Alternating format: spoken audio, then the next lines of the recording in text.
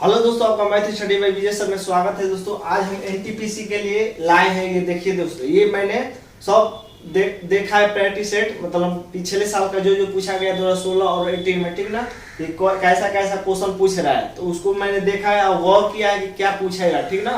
और हर बार एग्जाम में एनटीपीसी के पेपर में मैथ का सवाल किस तरह पूछा है और कौन कौन रिपीट हो रहा है, तो उसके लिए मैंने एकदम बनाया टेबल। दोस्तों आप विश्वास मान रखिए, ये जरूर एकदम दिमाग में बैठा लीजिएगा, ये कोई अफवाह नहीं है दोस्तों। मैंने बहुत मेहनत करके इसको बनाया है। तो चलिए आज बताते हैं कि कहाँ से क्वेश्चन ज्यादा पूछ रहा है, तो उसको आप जरूर तैयार करिएगा उस क्वेश्चन को। चलिए देखिए, पहला देखिए दोस्तों, ये माध्यिका माध्य बहुलक। देखिए माध्यिका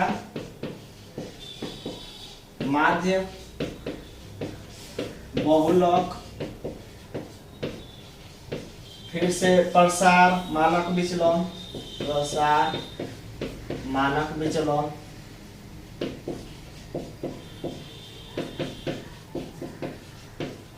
मानक विचलन। तो देखिए दोस्तों, ये पहला टॉपिक में ये याद रखिएगा, हर पेपर में एक ना एक इससे सवाल जरूर आएगा। तो देखिए दोस्तों, अगर पूछेगा भी तो देखिए, मान लीजिए कि इन तीनों का एक साथ पूछ सकता है, इन तीनों का एक साथ। मान लीजिए कहेगा कि इसका निम्न का बहुलक बताइए, माध्य बताइए, माध्यिका ऑप्शन दे देगा इस तरह के, मान लीजिए 7, 6, 9। मान लीजिए माध्यिका पूछेगा तो माध्य इतना, माध्य इतना, बहुलक इतना, ठीक ना। अगर इन दोनों की बात करते दोस्तों, तो इसको देखिए, इसको मतलब अकेले पूछ सकता है, ठीक ना।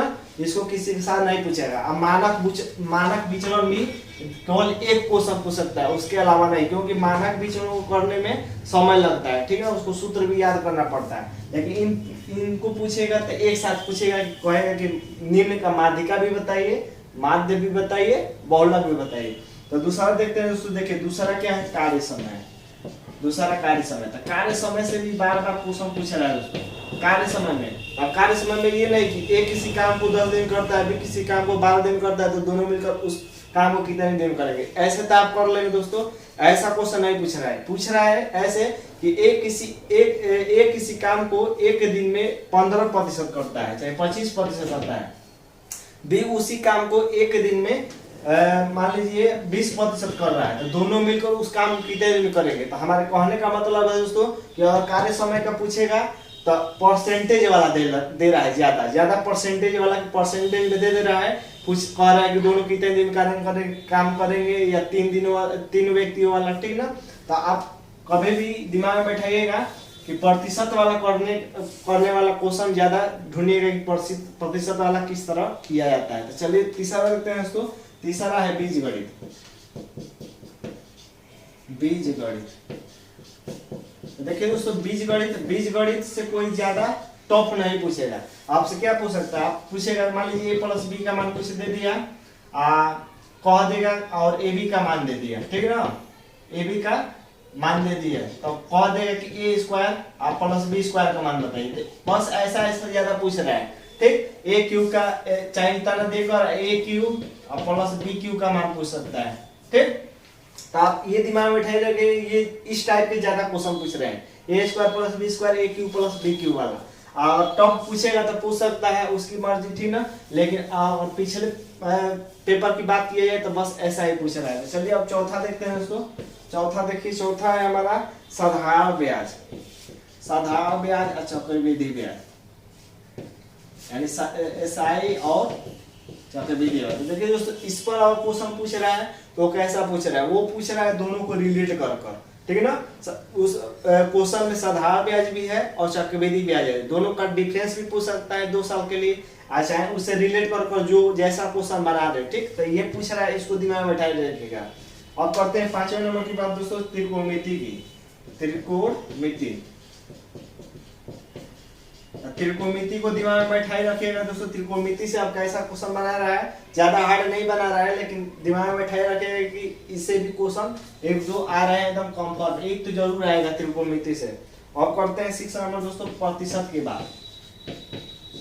प्रतिशत की बात, देखिए प्रतिशत में आप दिमाग में बैठा रखिएगा, संख्या वाला पूछ सकता है, या लाभ हानि को भी इसी में घुसा सकता है, ठीक ना। तो परसेंटेज वाला भी सवाल पूछ रहा है, कोई ज्यादा बड़ा नहीं कह सकते हैं, लेकिन अगर पूछेगा तो बड़ा भी पूछ सकता है। 7 नंबर देखते हैं दोस्तों। 7 नंबर है मेंसुरेशन। मेंसुरेशन। तो देखिए दोस्तों मेंसुरेशन में कौन कौन टॉपिक, वृत्त, समांतर चतुर्भुज, समलंब चतुर्भुज और समचतुर्भुज।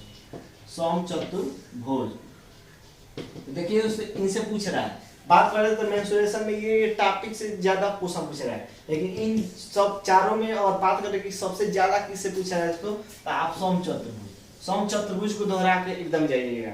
समचतुर्भुज से एकदम क्वेश्चन पूछ रहा है एकदम 100% दोस्तों। और पढ़ते हैं देखिए दोस्तों 8 नंबर की बात। 8 नंबर में 3D मतलब मेंसुरेशन में 3D से किससे क्वेश्चन पूछता है।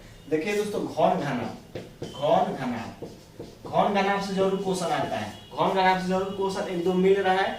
और बात कर ले तो शंकु से भी मिल रहा है, ठीक ना, बेलन को भी दोहरा सकते हैं, लेकिन घन घनाभ से ज्यादा मिल रहा है।